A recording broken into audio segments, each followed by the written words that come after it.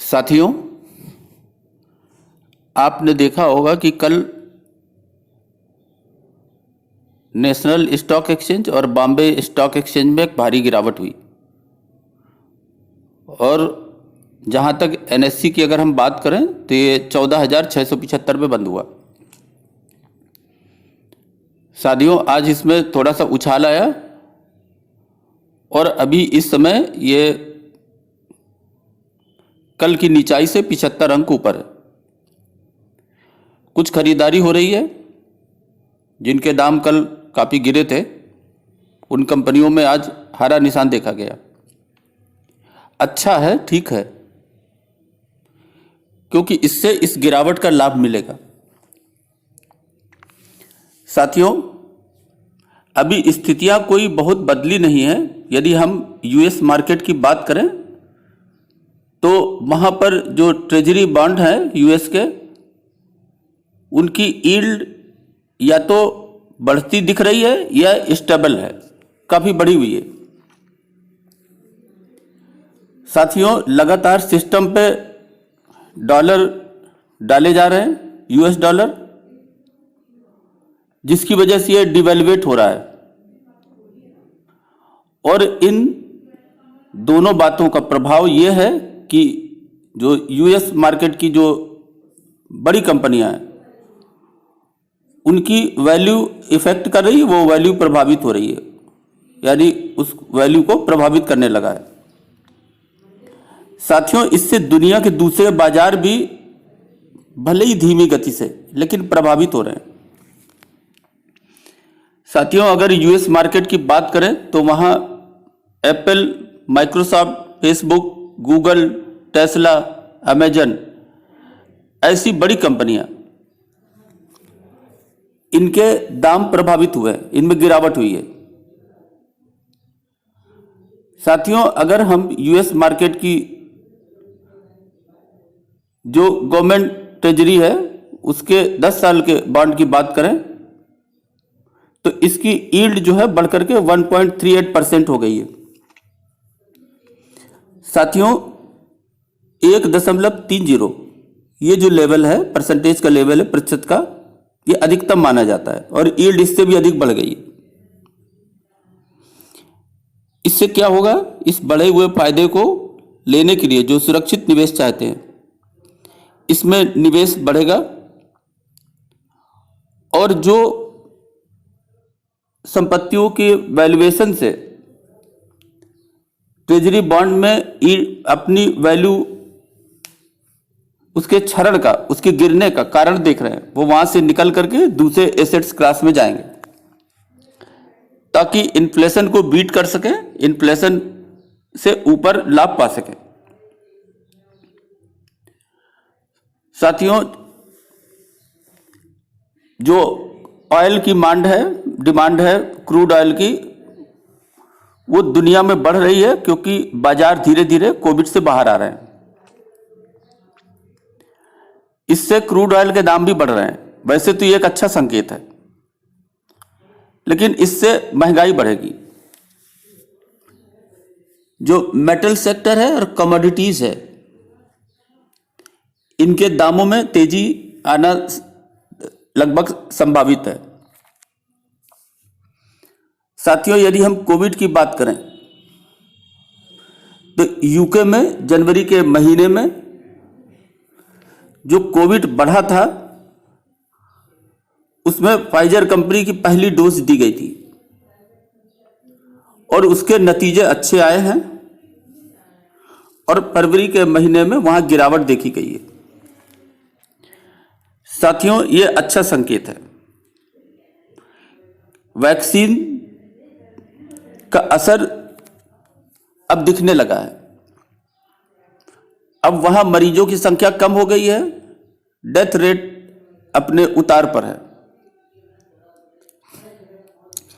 भारतीय बाजारों में देखें तो एफआईआई की जो बिकवाली रही वो कल गिरावट में वो 893.25 करोड़ रही और हमारे जो डीआईआईज हैं उन्होंने भी 919.88 करोड़ की बिकवाली की। ये कैश मार्केट की बात है। साथियों, अगर आप इन तमाम बातों को एक दृष्टि से देखें तो कुछ आपको ऐसा ही दिखेगा कि जैसे बढ़ने की संभावना और घटने की संभावना। साथियों, वैसे तो इन स्थितियों में अभी कोई सुधार नहीं होना है। ये मात्र बाजार की लहरें हैं जो ऊपर नीचे जाती रहती हैं। इन लहरों को बड़े निवेशक पैदा करते हैं और इन लहरों से लगातार वो लाभ उठाना चाहते हैं, उठाते भी हैं। साथियों, ऐसे में छोटा निवेशक क्या करे, ये बात सोचनी है। जो मार्केट में निवेश करने आए हैं और निवेश से मार्केट से लाभ कमाना चाहते हैं। साथियों, जैसा बाजार का रुख है ये वोलेटाइल रहेगा, लेकिन अगर आप 2, 3, 4 माह का नजरिया अगर आप रखते हैं, वहां तक देखने की कोशिश करते हैं, तो ये मेरा अनुमान है कि ये बाजार 14,000, 14,100, 14,200, 14,300 का स्तर जरूर छुएगा और ऊपर जाकर ये 15,100, 15,200 के आसपास रहेगा। ये इसकी रेंज होगी। मेरा तो अनुमान यही है कि यदि ये 14,200, 14,300 के आसपास आए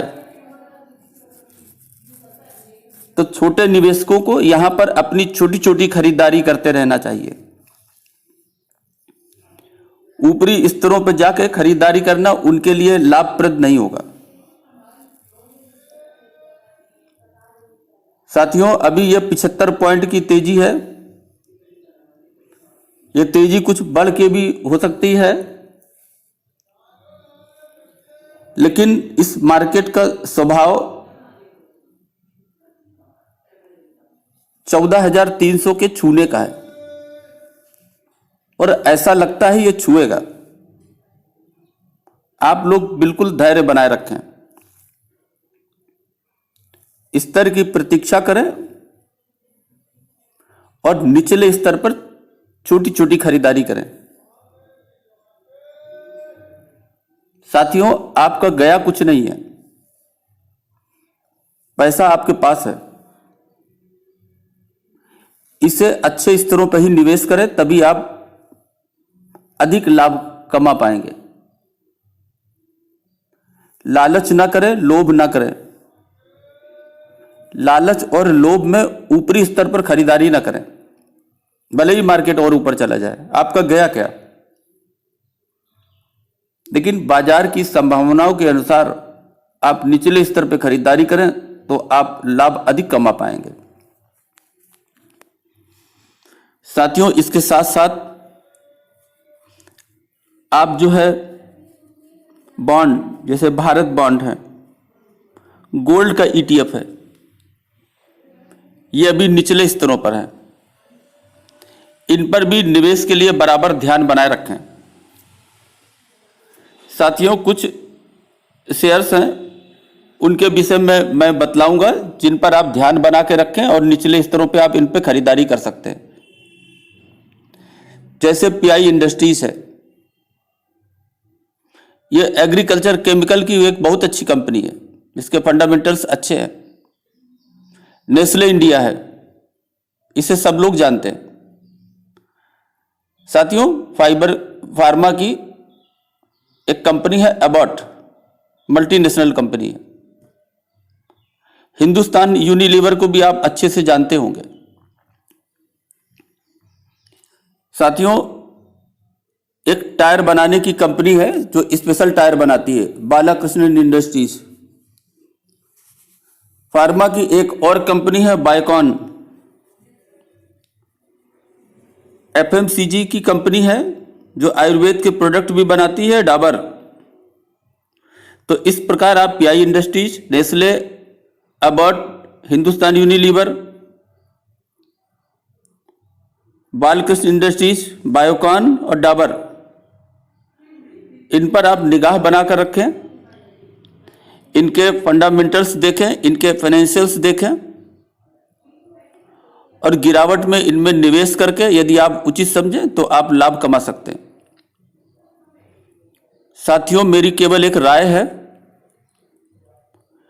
इसे आप अपने स्तर पर टेस्ट करें, अपने वित्तीय सलाहकार से सलाह लें और जब आप उचित समझे तभी कोई निर्णय लें, क्योंकि पैसा आपका है और इसे मैनेज आपको करना है। अभी के लिए बस इतना ही। धन्यवाद।